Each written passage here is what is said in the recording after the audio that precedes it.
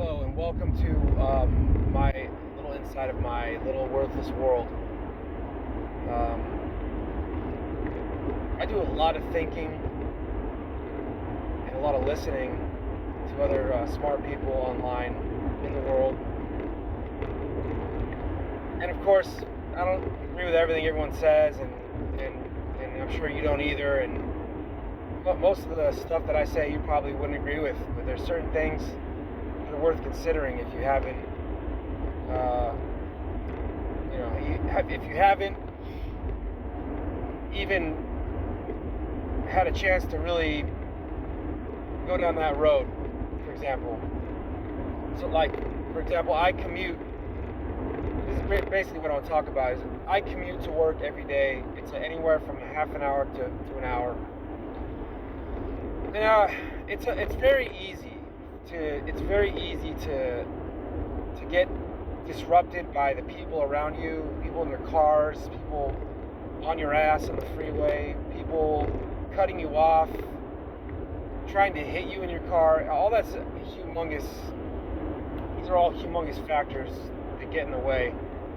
And that's not even the tip of the iceberg when it comes to just figuring out how to operate in this world. We all have our own problems, our own issues we're going through, on top of just trying to maintain a place where you can get money from. If you have your own business, that's great. I'm actually trying to do something like that myself. If you have a good job, but there are a lot of facets to it that are problematic and it reduces your ability to grow there, but you still have a paycheck that's continuous and solid, stick with it for now and plan your next moves.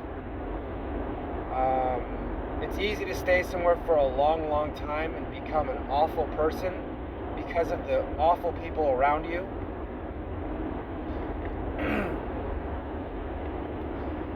But there's a lot you can do about a job that you don't really like. One of the best things you can do during that time, so that 40 hours a week, maybe more, the commute time counts in my book. Work on yourself. There's so many things you can do to work on yourself.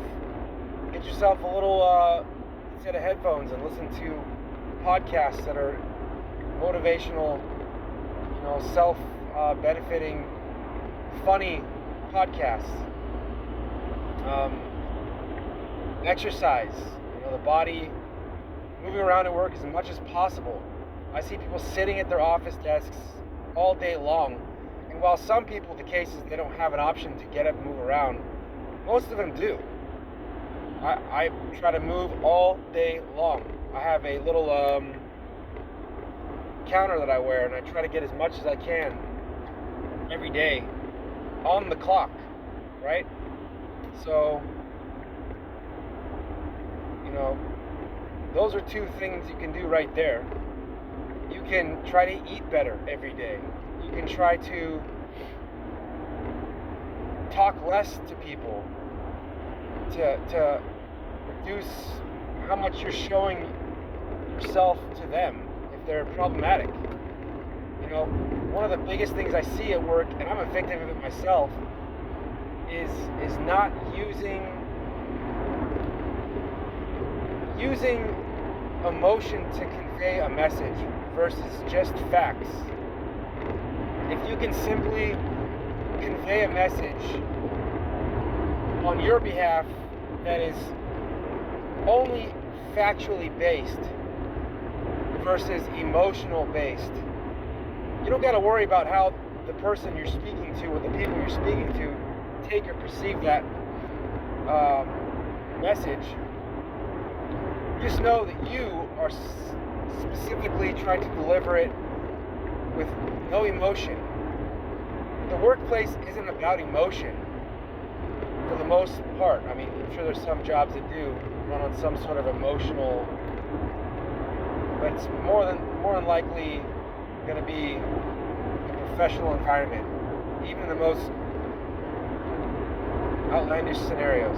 It's still still a job, you're making money, you can make friends and all that at work, but don't count on it being a solid thing. People flip on each other all the time. Man, I was cool with this one person, whatever, and look at now this fool don't even talk to me anymore. Or, yeah, she was cool with me at first, but now she's going to talk to supervisors about me or whatever. Just get your head away from all that stuff. Make sure you're communicating with the people at work that actually make a difference. Supervisors, uppers, people that understand what you're about. Don't worry about the little people that are problematic. They're causing problems because they don't like themselves. They don't like how they live in this world. Their commute time, their drive time, it's miserable, trust me.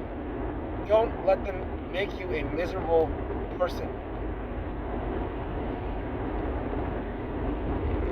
There's a really awesome dude, Marcus Aurelius, and he's like a 5,000-year-old emperor of the Roman Empire, I believe. And he was one of those guys. I think it was either him or Seneca, another older dude. Really, really brilliant guys. If you want to look at a book or the audio book, listen to that. It's called The Meditations by Marcus Aurelius. It's just nothing but pure genius approach to life and how to deal with all kinds of scenarios that we go through. Here's some brake lights. But what they said in that, one of the most incredible, profound things to never forget is you can have all kinds of problems come your way. You could get arrested, lose your car. You could cause all kinds of problems in the world on accident. Who knows what it is? You name it.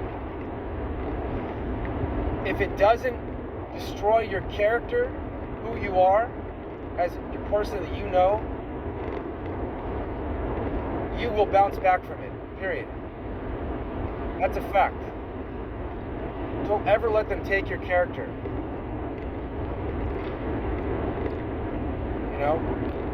So, on that note,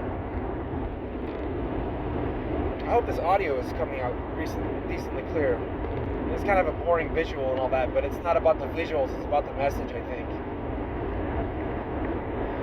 Take the emotion out of where you work.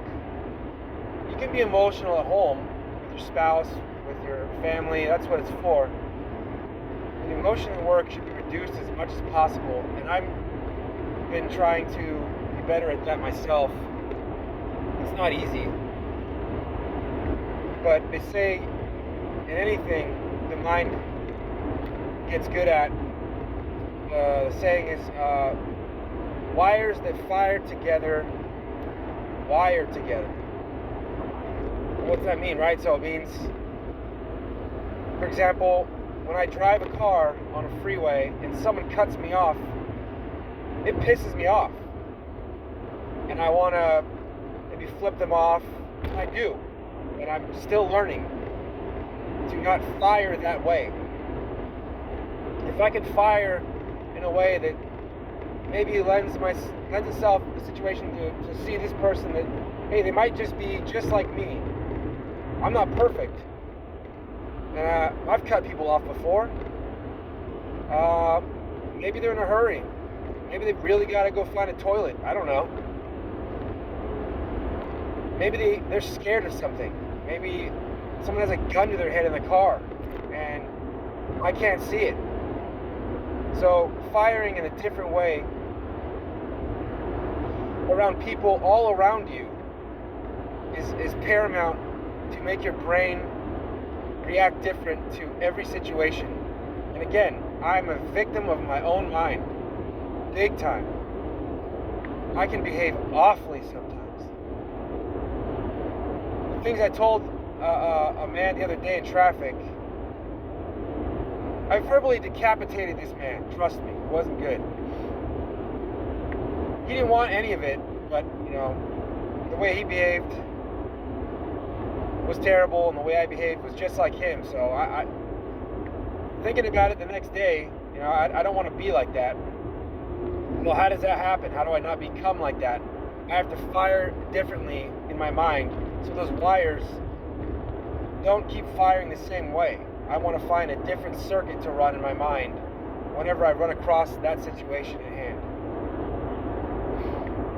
If you can start learning to do that and honestly practice it, you can start changing your mind. If you change your mind and the way you think, you'll change the way you behave every day in situations.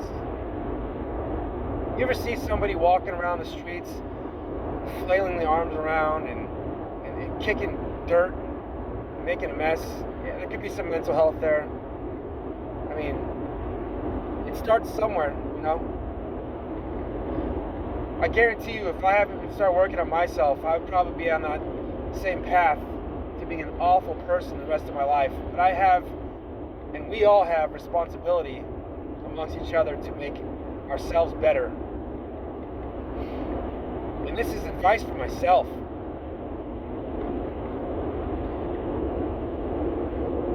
So, and of course that is applicable throughout every facet of your work, in life, in friendships, in relationships. Ones that matter a lot and ones that don't matter hardly at all. But your character counts, and how you create that character, modify it, change it, for the good or the worse, is all dependent on how you behave with reactions in every scenario in your life. It's very easy. I do it myself. I get into situations where I become incredibly toxic around people all around me, at home, and if I don't start checking that instantly, I snowball into a nightmare of a person. And I'm not proud of it, but I do know it at least, and I guess knowing is probably one of the most important facets to change. There's a lot I need to change, and that's the first component, I think, to constructing a new way to change. But yeah, let me know what you think. And to go back to the part where I was talking about bettering yourself in a position, you're still doing your job, you're still doing what you're paid to do, but you're also able to better yourself at the same time. It's just multitasking, that's all it is. You parked, say you parked right next to your office every day. Well, what if you rode your bike sometimes? What if you parked in the further parking lot and you walked every day? These are all things that add up throughout the day. I laid in bed today and I reset my alarm, and it said 23 hours and some minutes. And I thought to myself, here we go again, another round at whatever it is I'm doing every day. And we have that choice every day. And it's time you have time. Money comes and goes. Time is finite. I looked at that 23 hours and something minutes today, and I thought, man, I will run through that 23 hours and 20 something minutes without a doubt. Unless I'm killed in traffic or hit by some pedestrian or die of a weird heart failure, who knows? It can be stress induced. Cortisol levels, all this stuff, they're things that kill. High blood pressure, all these things will kill you. People on their phones, no one paying attention. People are wasted behind the wheel. We've all done it. Maybe not all of us. Some people out there have yet to experience hardly any adversity. What is it? Adversary. Excuse me. But not to say you won't, you definitely will. Every day is unknown, but what is known is how you can respond to that day. But first steps, try to make every day better for yourself a little bit. Eat better. If you don't feel well eating cheese and meat and all that stuff every day, figure out how to change and take that out of your diet. Drinking, all that stuff impacts you heavily. It impacts me heavily. And I always tell people I can't wait till I quit. Someday. Right now, probably not. Someday.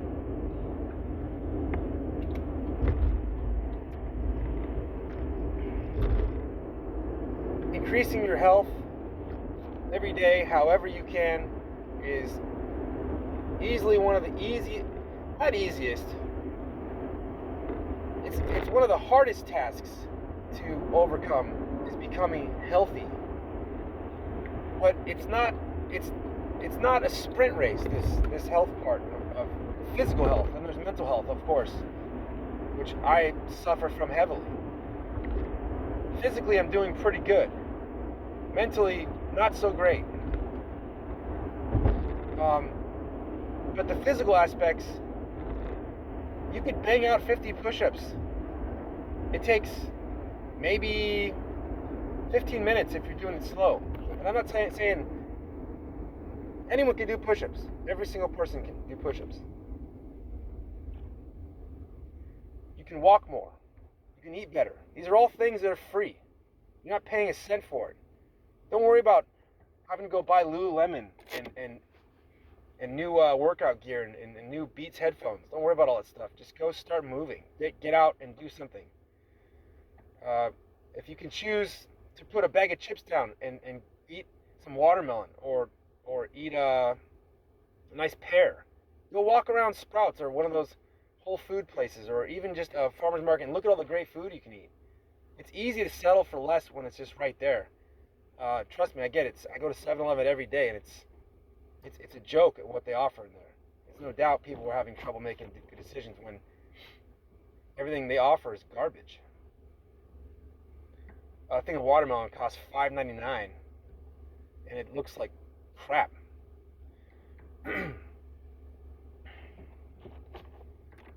But yeah, simple steps. Start small and yield big results down the road. Trust me, I've got a lot to learn, and we all do, but you got to start somewhere. And that's my advice for right now. If you like any of this stuff, make sure to shoot a comment and thing, and please subscribe to my account. I really appreciate the support. It's not hard to do. Just click the little button and you're done. It's not a lot to ask for. I try to make cool content. Let me know what you think. Thanks for listening, and I wish you the best of luck in this weird, strange world we're all a part of.